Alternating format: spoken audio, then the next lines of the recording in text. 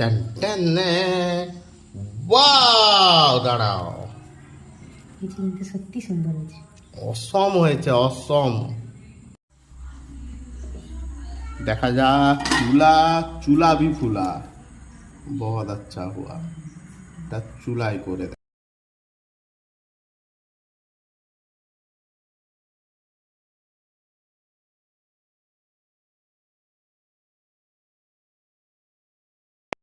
Hello বন্ধুরা, তোমরা সবাই ভালো আছো তো?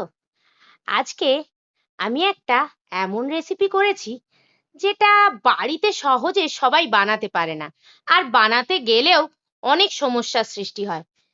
আর এই জিনিসটা প্রায় বাড়িতে সকালে ব্রেকফাস্টে লেগেই থাকে, সে বাচ্চাদের টিফিনেই হোক বা চায়ের সাথেই হোক।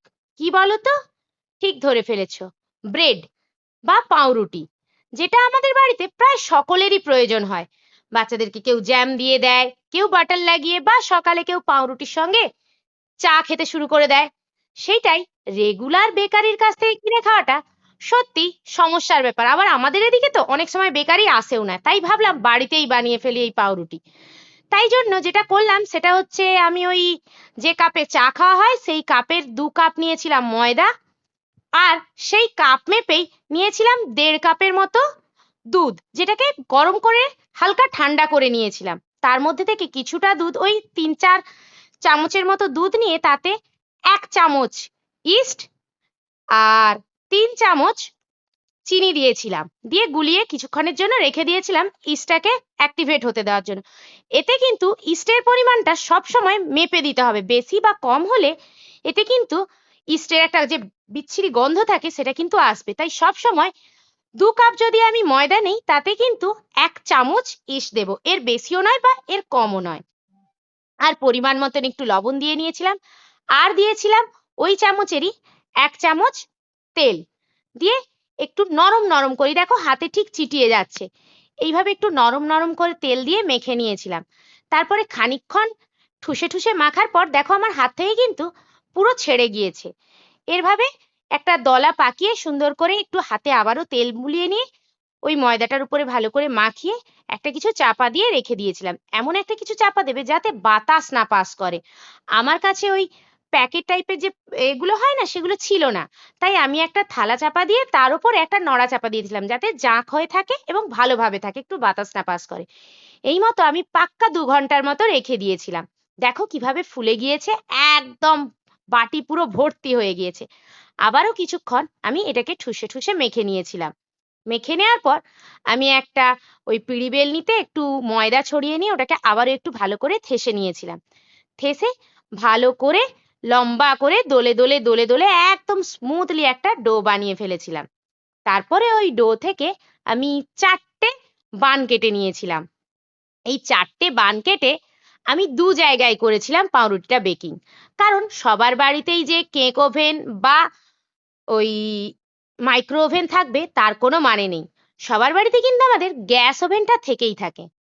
এটা আমার কাছে কিন্তু একটা চ্যালেঞ্জের ব্যাপারও ছিল যে গ্যাস ওভেনে কিরকম হবে আর কেক ওভেনে কিরকম হবে। কেক ওভেনে তো মোটামুটি ভালোই হয় সাধারণত যেভাবে মাইক্রোতে হয়, কিন্তু গ্যাস ওভেনে কতটা ভালো হবে।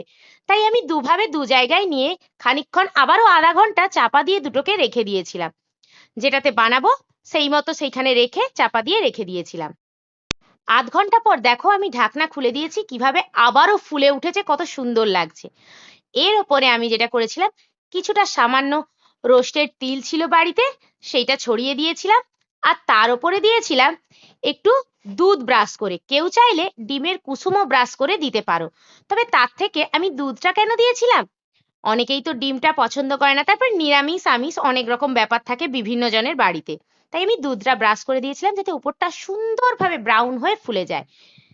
তারপরে আমি গ্যাস ওভেনটাকেও 2-3 মিনিট গরম করতে বসিয়ে দিয়েছিলাম গ্যাস ওভেনের মধ্যে একটা কড়া দিয়ে। আর কেক ওভেনটাকেও 2-3 মিনিট আগে থেকেই গরম করে নিয়েছিলাম। কেক ওভেনে বসিয়ে দিয়েছি, গ্যাসেও 2-3 মিনিট কড়াটাকে গরম করে নিয়েছিলাম। এরপরে দেখো একটা স্ট্যান্ড বসিয়ে আমি যে বাটিটায় রেডি করে রেখেছিলাম সেটা বসিয়ে ঢাকনা চাপা দিয়ে দিয়েছি, দিয়ে হালকা মিডিয়ামে ফ্লেমটাকে করে দিয়েছি। দুটোই খুব দারুণ। টান টান ওয়াও, দাঁড়াও। এই চিনিটা সত্যি সুন্দর হয়েছে। অসম হয়েছে, অসম।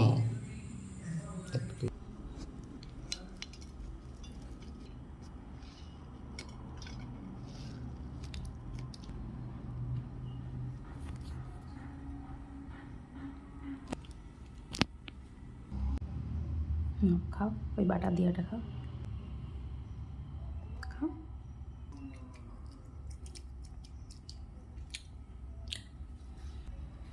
আমি খাচ্ছি পাউরুটি। কেমন লাগছে? ভালো থাকো। বাড়িতে বানিয়ে দিলে স্কুলে নিয়ে যাবে তুমি? গুড।